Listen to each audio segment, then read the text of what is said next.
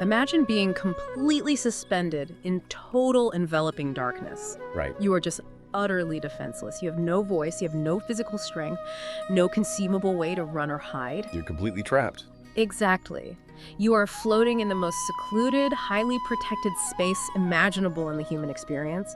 You are inside the womb. Which is supposed to be the ultimate sanctuary.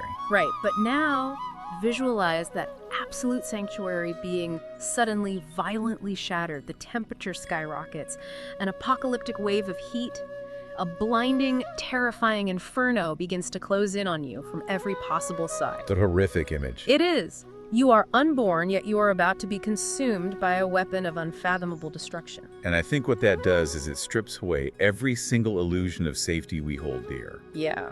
We traditionally think of the battlefield as the place of ultimate danger, right? The arena where mortals clash and fall. But in this scenario, the battle has completely bypassed the physical front lines. It went straight to the source. Exactly. It invaded the very source of biological life itself. It represents absolute vulnerability meeting absolute annihilation. Welcome to today's deep dive. We have a fascinating piece of source material in front of us today, excerpts from the ancient Sanskrit text known as the Srimad Bhagavatam. A truly epic text. Totally. Yeah. And we are going to experience this material in a highly specific way today. For you listening, we want you to think of this as an immersive, high-end audiobook experience. Like a really vivid narrative. Exactly. We are going to paint the picture, set the scenes, and drop you directly into the narrative, because the text provides an incredibly rich tapestry. I mean, we are talking cosmic weapons, miraculous visions of radiant entities, Crawling royal prophecies. yes, and a literal expedition into the frozen north in search of forgotten, abandoned gold. It has everything. But while the cinematic nature of these scenes is undeniably breathtaking, our mission in this deep dive is to sort of pause that audio tape. Right. We want to step inside the narrative with you and analyze the profound meaning operating just beneath the surface. Because it's not just a fantasy story. Not at all. We are charting the birth, the highly unusual life, and the ultimate fate of an ancient king named Parikshit. And more importantly, we're exploring what this text, which was written thousands of years ago, tells you and me about the heavy burden of duty. And the psychological necessity of detachment, right? Yes. The human search for meaning in a chaotic, unpredictable world. This is basically a masterclass in how to handle unquestioned power and how to face our own inevitable mortality. So, to lay the groundwork here, the text we are examining is actually structured as a dialogue.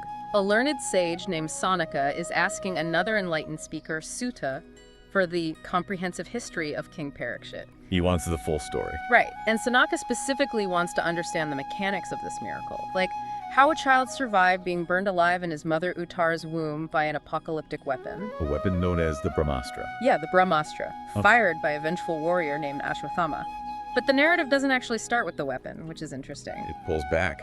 Yeah, the text purposefully pulls the camera back to show us the geopolitical and psychological landscape this child is slated to inherit. And it begins with his grandfather, Emperor Uttara. Which is just a brilliant narrative choice. How so? Because it establishes the philosophical stakes for you, the listener, immediately. We are introduced to Emperor Uttara right after he has emerged victorious from a devastating, world-shattering conflict. The Kurukshetra War. Exactly. And he is now the undisputed ruler of the known world, which the text refers to as Jambudvipa. Yeah, and reading that term Jambudvipa, I noticed it translates roughly to the island of the rose apple tree. Right. Which was the ancient cosmological term for the earthly realm inhabited by humans. Precisely. So in the context of the text, ruling Jambudvipa means possessing total, unified global sovereignty. He's the ultimate king. He is. And the text paints a picture of a golden age under his governance. It describes him ruling his subjects with the care of a father, ensuring their complete prosperity. We are talking about staggering material and political success here. Beyond modern comprehension, really. Yeah, the text explicitly states he possessed wealth that even the gods coveted. Even the gods. Right. His fame had reached the heavens, his brothers and queens were perfectly aligned and supportive, and he had successfully performed massive, culturally significant sacrifices. If we use a modern framework, Yudhishthira has reached the absolute pinnacle of human achievement. He's won the game of life. Completely. He has secured international peace, unlimited wealth, familial harmony, and moral superiority. Yet the text deliberately builds up this towering monument of success, only to deliver a really sharp psychological pivot. This great twist. It is. It presents this massive inventory of assets, and then casually notes that Yudhishthira was completely detached from all of it. He felt nothing for it. Right. He experienced no worldly pleasure from his position. And the text uses a fascinating visceral analogy to explain this mindset. It compares the emperor of the world to a starving man. And that hungry man analogy is one of the most penetrating psychological insights in this entire section of the text. Let's unpack that. Let's examine the mechanics of that metaphor. If a person is truly desperately starving, like experiencing the physiological panic of severe malnutrition, Right. and someone approaches them, offering a promotion, a vast estate, or international acclaim, those offerings fail to register. They are entirely irrelevant. I mean, a starving person has a singular, narrowing focus on basic sustenance. Exactly. A bowl of rice holds infinitely more value than a giant diamond. And the text is arguing that Yudhishthira possessed a spiritual hunger, so intense, so all-consuming, that the entire world and its magnificent riches were perceived as entirely extraneous. He found no joy, no fulfillment in anything except his devotion to the divine. Specifically, the text notes, his service to Lord Krishna. That challenges the fundamental assumption of pretty much our entire society. It really does. It challenges the idea that material accumulation ultimately leads to psychological satiation. It completely reframes the architecture of success. I mean, think about it. We spend decades building our own personal empires, right? Operating under the assumption that once we reach a certain threshold of wealth or security, we will finally feel full. We tell ourselves, just a little more and I'll be happy. Exactly. But Yudhishthira is sitting at the apex of human power, looking at wealth that makes celestial beings envious. And his internal reality is one of profound starvation. The text is subtly suggesting that the deepest ache in the human psyche simply cannot be addressed by material solutions. Which naturally leads us to question the origin of this intense spiritual gravity within Yudhishthira's family. Like, why are they like this? Right. To understand why the Pandava dynasty is so uniquely oriented toward the divine, we have to look at the genesis of Yudhishthira's heir. We have to return to the womb. Let's put the audiobook tape back on and drop right back into that terrifying immersive scene. Okay, setting the scene. Princess Uttara is carrying the last surviving heir of this great dynasty. The assassin, Ashwatthama, seeking to permanently extinguish the royal line, unleashes the Brahmastra. And based on the descriptions in the source material, the Brahmastra functions less like a conventional arrow and more like a targeted tactical nuke. That's a great way to put it. It generates a cosmic apocalyptic heat and radiation that aggressively seeks out its specific target. And the narrative shifts abruptly here from a geopolitical historical account into a deeply mystical, highly intimate encounter. Very intimate. We are dealing with an unborn child, 10 months along in the womb according to the text timeline. Who is highly conscious and aware of his impending annihilation. Right. The text describes the child burning, feeling the oppressive, destructive heat of this cosmic weapon. But in the midst of this total darkness and soaring temperature, the child experiences a vision. Let me paint this for you. A being materializes directly inside the womb. The visual detail provided by the source material here is just startlingly specific. It really is. The child sees an entity the size of a human thumb. A thumb. The scale is deeply symbolic. Let's break down the visual aesthetics the text provides, because each detail carries significant weight. The child observes a being with a beautiful dark complexion, draped in garments that are described as shining like yellow lightning. Shining like yellow lightning in pitch darkness. Right. And the entity wears a shimmering gold crown and earrings crafted from molten gold. Furthermore, the text specifically notes that the being has bloodshot eyes and 4 long, beautiful arms. The imagery is incredibly evocative, but the bloodshot eyes stood out to me. Why is that? Because it implies a state of high exertion, a fierce, almost furious protective intensity. This thumb-sized deity isn't just a static apparition standing there, he is actively engaging the threat. Oh, he is engaged in intense, localized combat. Exactly. One of his 4 hands wields a mace, which the text compares to a blazing torch or a shooting meteor. A microscopic meteor. Right. And this microscopic protector is moving rapidly around the infant, constantly swinging this radiant mace to generate a dynamic, impenetrable shield of energy against the radiation of the Brahmastra. And the text utilizes a highly specific simile to describe the efficacy of this shield. Let's pause the tape to analyze this. It states that the deity's mace clears away the apocalyptic heat just as the sun dissipates fog.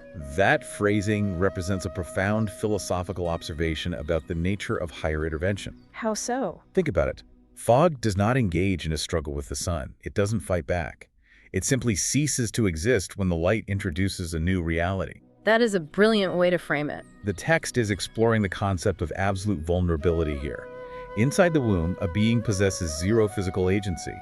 Yet the narrative suggests that protection can manifest in the most impossible, defenseless environments. And crucially, the divine force scales itself down. Yes. It does not appear as a vast, world-spanning cosmic entity that would, frankly, shatter the mother's body.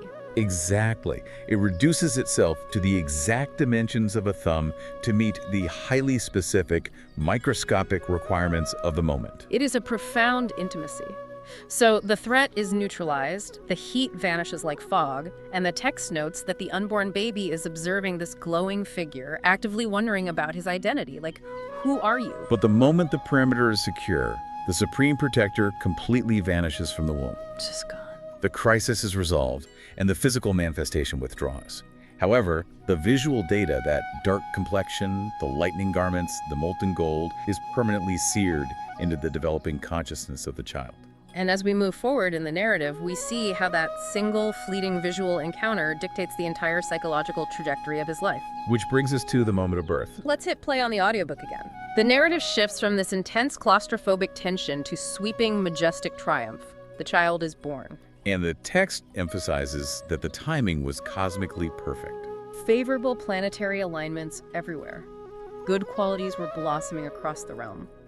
The infant is described as so exceptionally glorious that the citizens felt as if his legendary grandfather, King Pandu, had been physically reborn. The birth of the heir is treated not merely as a continuation of a biological bloodline, but as a restoration of cosmic order, what they would call Dharma. And Emperor Yudhishthira, who we just established operates with total detachment from material wealth, experiences overwhelming joy. Right. He summons the most learned scholars and priests of the era, the Brahmanas. Including revered figures like Damya and Kripacharya. Exactly, to perform the traditional Jatakarma birth rites and recite the appropriate auspicious mantras. Now, regarding those birth rites, let's pause and look at a highly technical, culturally fascinating concept regarding the timing of Yudhishthira's celebration. Oh, the Prajatirtha. Yes, the Prajatirtha. This offers an incredible window into how ancient Vedic culture conceptualized time. Time was not viewed as a monolithic, uniformly ticking clock. Specific astronomical and biological moments were considered energetically charged, and the Prajatirtha is one of these hyper-specific, fleeting durations. And when we say fleeting, we mean microscopic. According to the text, it represents the exact window of time after the infant has fully emerged from the birth canal, but before the umbilical cord is physically severed. We are talking about a biological window that lasts perhaps a few minutes at most. Literally a couple of minutes. Precisely. And the texts assert that any charity distributed during this exact Prajatirtha window accrues inexhaustible, eternal karmic merit. Eternal merit for a 2-minute window. Yes, because it is a moment where the physical, life-giving connection between the mother and the new generation remains unbroken. It symbolizes the continuous, infinite flow of existence. So engaging in radical generosity during this exact alignment connects the act of giving to that infinite flow. Exactly. And understanding this mechanical secret of time, Yudhishthira effectively empties his royal treasury. Let me list the inventory of his charity during those few frantic minutes before the cord is cut, because it's staggering. He gives away unimaginable quantities of gold, vast herds of cows, massive tracts of land, entire functioning villages. Entire villages. Right. Prime royal elephants, the finest horses, and massive reserves of excellent grain. This action reveals the ancient cultural valuation of wealth. For you listening, think about how you view your bank account. Yeah. In this text, wealth was not a static resource to be hoarded in a vault. It was a kinetic energy meant to be deployed at highly specific, astronomically precise moments to generate maximum spiritual resonance. Yudhishthira is not merely throwing a lavish baby shower. No. He is actively engineering the spiritual foundation of his grandson's future through an immense mathematically timed transfer of assets. It's strategic generosity. Exactly. So following the severing of the cord and the distribution of wealth, the learned Brahmanas step forward to formally name the infant. They declare his name to be Vishnurata, which translates to given by Vishnu or protected by Vishnu. because the divine directly intervened when the majestic Puru dynasty was on the precipice of total extinction. The boy is a literal gift from the universe. But immediately following this grand cosmic naming ceremony, Emperor Yudhishthira asks a question that grounds the narrative in deeply human anxiety. Let me set the scene. He looks at the assembled astrologers and sages and asks, will this boy actually follow in the footsteps of our great pious ancestors? It is a remarkably pragmatic moment. Very grounded. Yudhishthira understands that surviving a miraculous event does not inherently forge a noble character. A cosmic shield in the womb does not preclude a child from growing into a tyrant. The emperor knows the crushing weight of the throne.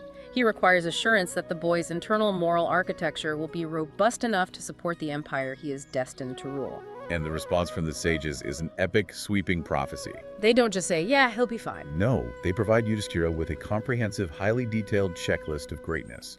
They compare the infant Vishnurata to a staggering pantheon of historical legends, deities, and elemental forces. And examining this list provides us with a clear blueprint of what this ancient culture considered the absolute apex of human potential.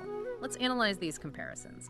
We'll start with their predictions regarding his governance and relationship with the truth. Okay, so the sages state he will care for his citizens with the dedication of King Manu, or Ikshvaku, and that he will be as unyieldingly devoted to the truth as Rama.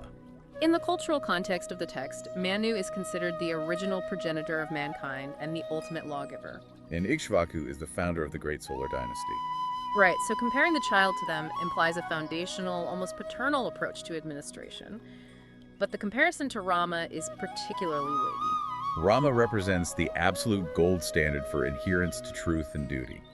He famously accepted a 14-year exile into a dangerous forest rather than allowing his father's promise to be broken. So to be compared to Rama means the king will prioritize the integrity of his word and the welfare of the state above any personal comfort or ambition. Exactly. Then the prophecy shifts to the metric of generosity and protection. The sages predict he will be a giver and protector like King Shibi, and as famously generous as King Rantadeva. The story of King Shibi presents a really intense ethical dilemma. Let me explain this one for our listeners because it's wild. He is renowned for an incident where a terrified dove flies into his lap, seeking sanctuary from a pursuing hawk. Shibi grants the dove his royal protection. But then the hawk lands and presents a counter-argument. A very good counter-argument. The hawk states that it is starving, and if the king denies it its natural prey, it will die. The hawk challenges Shibi, asking if the king is not also responsible for the hawk's well-being. It is a perfectly constructed ethical trap. The king cannot break his vow of protection to the dove, but he also cannot enact policies that actively starve his other subjects, represented by the hawk. So Shibi's solution is extreme. He agrees to slice off his own flesh, placing it on a scale until it equals the exact weight of the dove, thereby satisfying the hawk's hunger without sacrificing the dove. But the text describes the dove miraculously growing heavier and heavier. Right, forcing Shibi to carve away more and more of his own body until he finally steps onto the scale entirely, offering his complete self. Which is an incredible image. It is, but when I read this, I have to challenge the practicality of it. Like, is that actually responsible leadership? If a reigning monarch sacrifices his life for a single bird, he plunges the entire geopolitical landscape into chaos and potential civil war.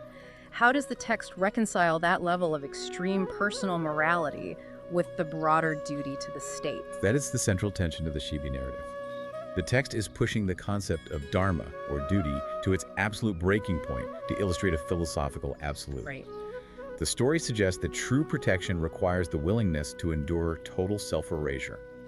It operates on the premise that a king's moral authority is the actual stabilizing force of the kingdom, not merely his physical presence. I see. If he compromises his integrity to save his life, the spiritual foundation of the kingdom rots.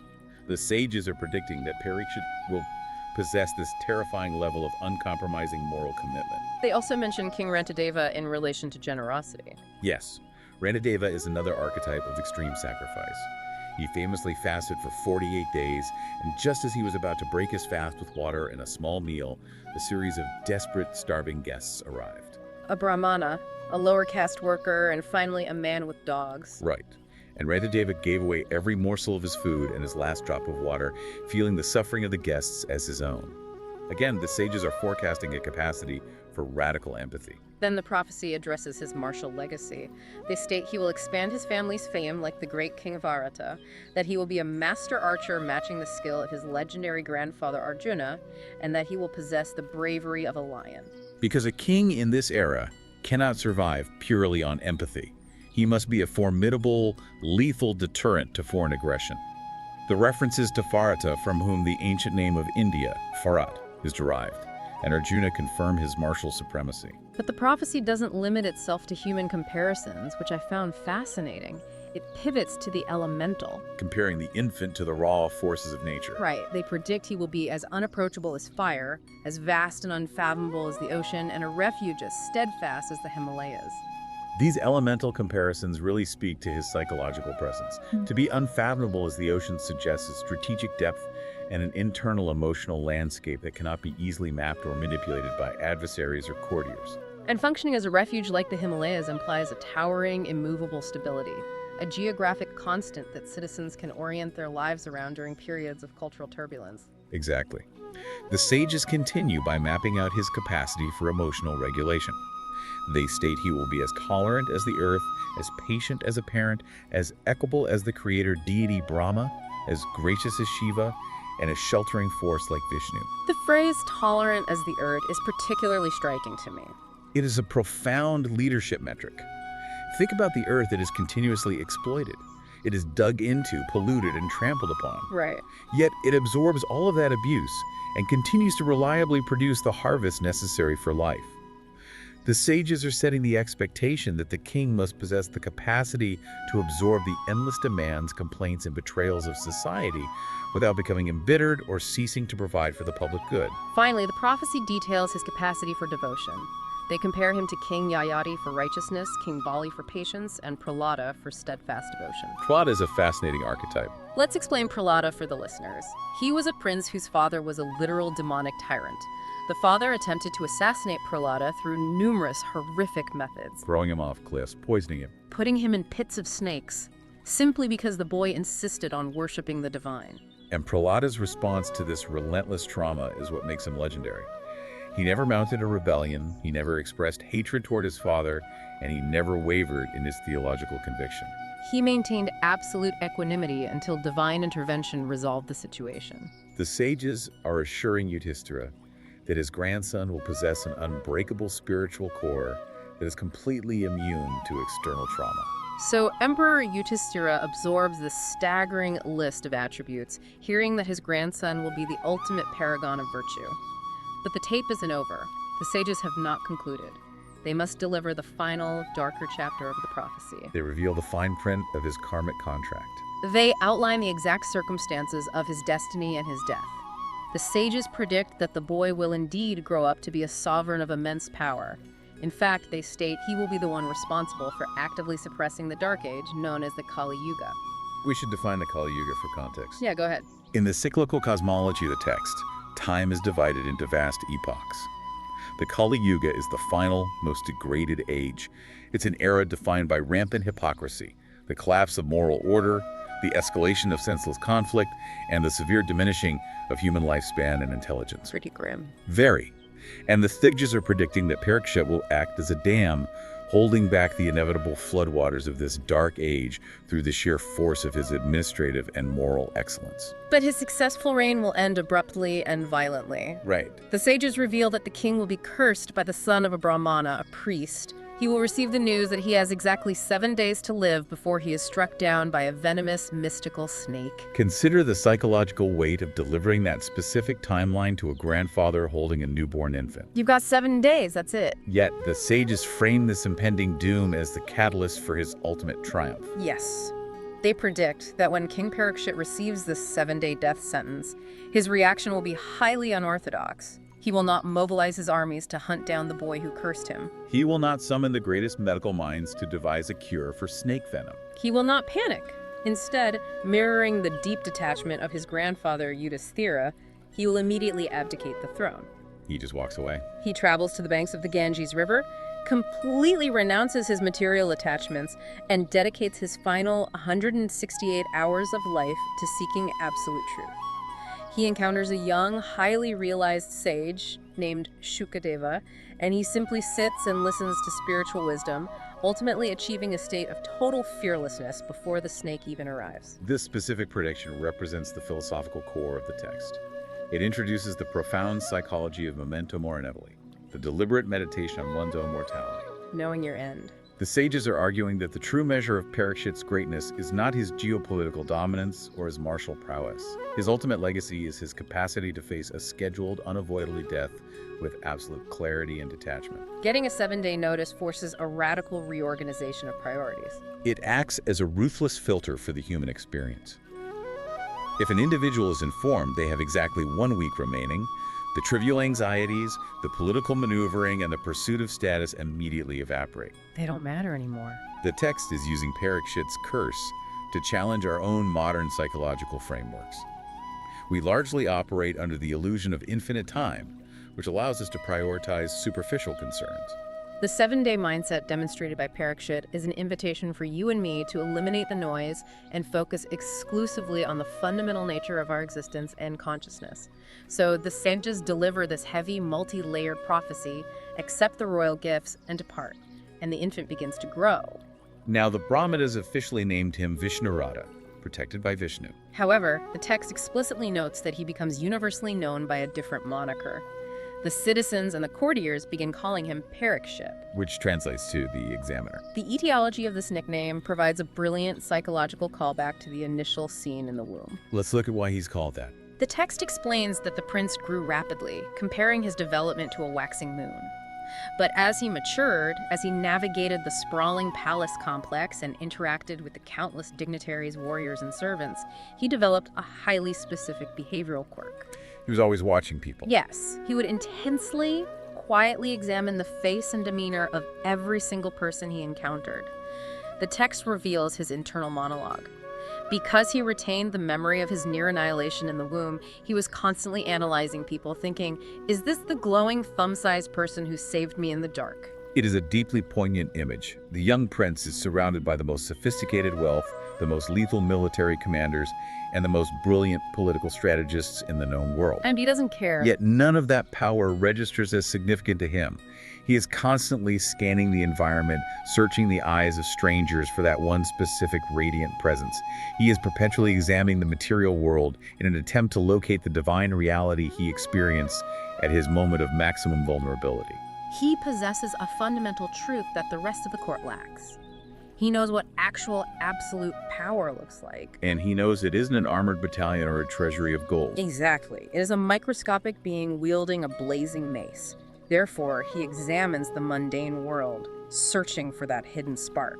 Parikshit's behavior serves as a powerful metaphor for the archetype of the spiritual seeker. In many philosophical traditions, there is a concept that humans are born into the material world with a latent, lingering intuition that there's a profound underlying reality we have somehow become separated from. Right.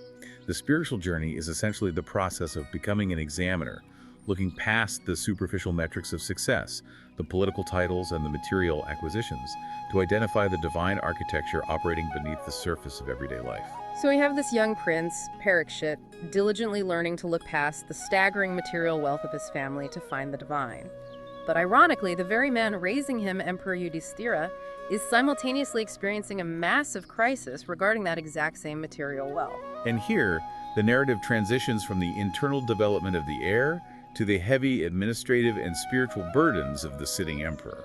Let's set the scene again. Following the devastating Kurukshetra War, Yudhishthira is grappling with the immense karmic weight of the conflict. To fully atone for the staggering loss of life, including the deaths of numerous relatives, he determines that he must perform the ultimate royal Vedic ritual, The Ashwatthama Yajna. the Great Horse Sacrifice. This ritual is designed to worship the divine and restore cosmic harmony. However, executing an Ashwamedha sacrifice requires an astronomical deployment of resources. It is the most complex, resource-intensive undertaking a monarch could attempt. And here we encounter a fascinating complication. Yudhishthira, the undisputed sovereign of the earth, realizes he finds himself ethically constrained regarding his own treasury. The text explicitly states that Yudhishthira felt he could not, under any circumstances, use wealth collected from public taxes or court fines to fund this specific religious sacrifice. Let's pause and analyze the sophistication of this ethical standard, because it is deeply challenging. By every legal metric of the era, the royal treasury belongs entirely to Yudhishthira. The taxes collected from the agrarian and merchant classes are his legal right. The fines levied against lawbreakers are the legitimate revenue of the justice system. Yet, he draws a sharp, uncompromising distinction between wealth that is legally acquired and wealth that is energetically or spiritually pure. Well, what exactly renders taxes and judicial fines impure in the context of worshiping the divine? It comes down to the energetic signature attached to the transaction. Taxation, even in a well-governed society, involves an element of coercion. Citizens often pay grudgingly. There is a subtle friction, a sense of loss or mild resentment attached to the extraction of those funds. Nobody likes paying taxes. Exactly. Judicial fines are even more problematic, as they are directly generated from the misdeeds, the crimes, and the resulting suffering of the population. Oh, that makes sense. Yudhishthira operates under the philosophical framework that if you attempt to worship the divine, using resources that are tainted by human resentment, coercion, or suffering, the worship itself becomes structurally corrupted. He requires wealth that is entirely unburdened by the negative karma of his subjects. Right. The rigidity of that moral framework is astonishing. It's worth observing how this ancient ethical dilemma mirrors complex discussions in modern society. We frequently grapple with the concept of tainted wealth today. We see fierce debates surrounding philanthropic donations from corporations that engage in environmentally destructive practices. Or universities rejecting funding from sources tied to unethical industries. Right. The modern question of whether the source of funding delegitimizes a noble project is exactly the crisis Yudhishthira is facing. He wishes to perform the ultimate act of worship, but he completely refuses to utilize the state apparatus to do so, leaving him effectively paralyzed. He is a monarch immobilized by his own impeccable conscience. This paralysis prompts the intervention of Lord Krishna. Observing Yudhishthira's profound ethical dilemma, Krishna provides a highly unorthodox solution. He advises Yudhishthira's brothers, the formidable Pandavas, to mount an expedition to the extreme northern regions of the continent. And the text reveals that hidden in the north are massive, unimaginable deposits of abandoned, untouched wealth. But the origin of this wealth is crucial to understanding why it solves Yudhishthira's problem. This is not simply an unmined vein of ore in a mountain. It has a very specific historical provenance. The narrative explains that deep in antiquity, an ancient legendary king named Maruta had performed a sacrifice of such staggering opulence that virtually every item used in the ritual, the utensils, the massive plates, the intricate tools, were forged from solid, pure gold. Solid gold. Upon the successful completion of this massive ritual, King Maruta engaged in an act of radical charity, distributing this gold to the attending Brahmanas. However, he gave away such overwhelming quantities of solid gold that the scholars physically could not carry it back to their homes. The sheer weight of the wealth was an insurmountable logistical burden. Consequently, they simply abandoned it. They left mountains of solid gold utensils sitting in the northern ranges and walked away. And this historical detail triggers a specific ancient legal precedent. Which is? Wealth that has been formally distributed, completely abandoned by its new owners, with no heirs or subsequent claims upon it, legally reverts to the earth itself. By extension, as the sovereign of the earth, that abandoned wealth falls into the rightful jurisdiction of the emperor. So Yudhishthira's brothers travel north, successfully locate this forgotten, silent mountain of gold and transport it back to the capital. And the acquisition of this specific treasure fundamentally resolves the emperor's crisis. Because this wealth is perfectly energetically clean. Yes, it was not extracted from resentful farmers, it was not seized from criminals. It was initially given freely in a state of pure devotion, and then it was freely surrendered by men who had no desire to hoard it. It carries zero negative karmic residue. Armed with this impeccably pure wealth, Yudhishthira's ethical paralysis is broken. The text confirms that he successfully executes not just one, but 3 consecutive, massive Ashwatthama sacrifices, fully satisfying his complex need to worship the divine and atone for the collateral damage of his reign. Following the successful conclusion of these massive rituals, the chapter concludes with a surprisingly quiet, intimate denouement. Yeah, Lord Krishna does not immediately depart for his own kingdom. Instead, he lingers in the capital for several months, driven not by geopolitical strategy, but simply by the desire to enjoy the company of his friends, the Pandavas. Eventually, he bids them a fond farewell and returns to his coastal city of Dwaraka. It provides a profound sense of narrative and emotional closure. The world-shattering war is over, the complex atonement has been flawlessly executed, the vulnerable heir has been protected and formally established, and the divine presence gracefully exits the immediate stage, leaving humanity to govern the newly stabilized world they have inherited. As we bring this immersive audiobook experience to its conclusion, let's trace the incredible arc we've just navigated. We began in the terrifying, claustrophobic heat of a womb, observing an unborn child facing absolute annihilation from a weapon of mass destruction. We witnessed the arrival of a thumb-sized, radiant entity who deflected that cosmic threat with a blazing mace, operating on the principle that divine intimacy scales perfectly to absolute vulnerability. We saw the birth of Vishnurata, celebrated by a grandfather who utilized the microscopic astrological window of the Prajatirtha to distribute unimaginable wealth, securing eternal merit for his lineage. We analyzed a sweeping, multi-layered prophecy that systematically defined the architecture of the perfect monarch, a leader possessing the unwavering truth of Rama, the unfathomable depth of the ocean, and the immense tolerance of the earth.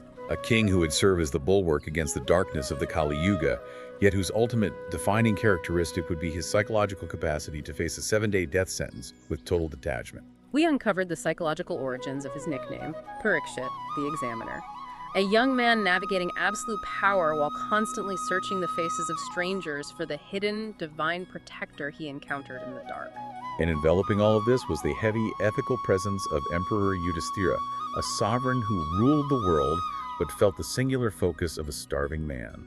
And whose ethical standards were so uncompromising that he refused to fund his prayers with tax revenue, opting instead to mount an expedition for forgotten, untainted gold. It is a dense, breathtakingly complex narrative. But what is the ultimate application for you, the listener, navigating the modern world? This text, reaching across millennia, invites a rigorous audit of your own internal landscape. It challenges you to consider the nature of the wealth you are accumulating. Is the energy behind your success clean, or does it carry the hidden weight of coercion or resentment? Furthermore, what are you actively examining the world for? When you analyze the people and opportunities around you, are you merely scanning for leverage and advantage? Or are you, like Parikshit, searching for a deeper underlying truth? And ultimately, it asks how you might react when confronted with your own absolute limits. If you were handed a 7-day timeline, would your priority be to frantically manage your material legacy? Or would you possess the clarity to seek the truth? Those are profound, paradigm-shifting questions. As we conclude this deep dive into the source material, I want to leave you with one final provocative concept. It builds on everything we've analyzed, but introduces a slightly different angle. Consider Parikshit, the Examiner. He spent his entire life analyzing the mundane world, searching desperately for the glowing protector he first saw in the absolute, terrifying darkness of the womb. Right. What if the text is subtly suggesting a fundamental truth about human consciousness? We spend our lives striving, reading, accumulating data, trying to learn something entirely new to achieve enlightenment. But what if true wisdom isn't an acquisition at all? That's a powerful thought. What if enlightenment is simply the act of remembering? Remembering the profound safety, the clarity, and the presence we inherently knew when we were at our absolute most vulnerable, long before the world handed us our titles and told us who we were supposed to be. Keep examining.